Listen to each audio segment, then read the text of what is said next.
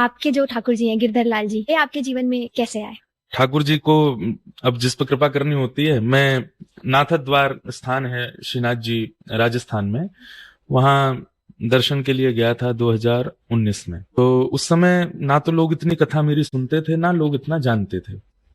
तो हमारे व्रज के ठाकुर जी ही राजस्थान आ गए हैं, श्रीनाथ जी, उनके दर्शन करने में गया था। तो वहां से दर्शन करके जब निकला तो मार्ग में एक दुकान पर कथा चल रही थी। तो उस समय मेरी कथा कोई ऐसे सुनते ही नहीं थे, तो मैंने कहा ये मेरी आवाज कहाँ से आ रही है।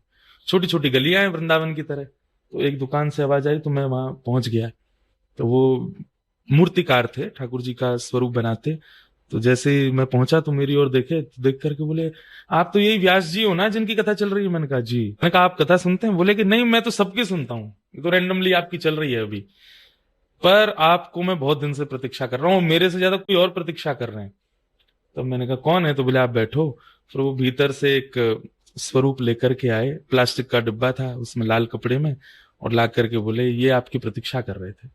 तो मैं खोल के देखा तो छोटे से श्रीनाथ जी, गिरधर लाल जी। उन्होंने कहा मैं तो श्रृंगार ही नहीं आता, मुझे सेवा नहीं आती, और ये मेरी प्रतीक्षा कर रहे थे, ऐसा मतलब? बोले आपकी जब पहली कथा 2015 में हुई थी द्वारिका में, तो पहले दिन ही मैं इनका स्वरूप बनाने बैठा था, और मुझे अमूमन एक स्वरूप पूर्ण रूपेण तैयार करने में 20 से 22 दिन लगते हैं, परंतु ये पहले ऐसे स्वरूप हैं जो 8 दिन में आपकी कथा सुन के तैयार हो गए। और मैं खुद आश्चर्य में था कि इतनी जल्दी ये स्वरूप बना कैसे। तो उस दिन जब ये स्वरूप बना तो फिर मैं आपको देख रहा था, आपकी कथा विश्राम हो रही थी, तो हमने कहा ये लाल जी तो इन्हीं के ही हैं, इनको मैं किसी को नहीं दूंगा। जब कभी भी चाहे 10 साल बाद आए, ठाकुर जी अगर मेरी बात भी सत्य है कि आप इनके पास ही जाना चाहते हो तो इनको मेरी दुकान पर भेज देना। तो 2015 में तैयार हुए और 19 में मैं गया उनके यहाँ। तब तक उन्होंने वो संभाल के रखे, फिर वो मुझे प्रदान किए। आज तक उनकी सेवा चल रही है।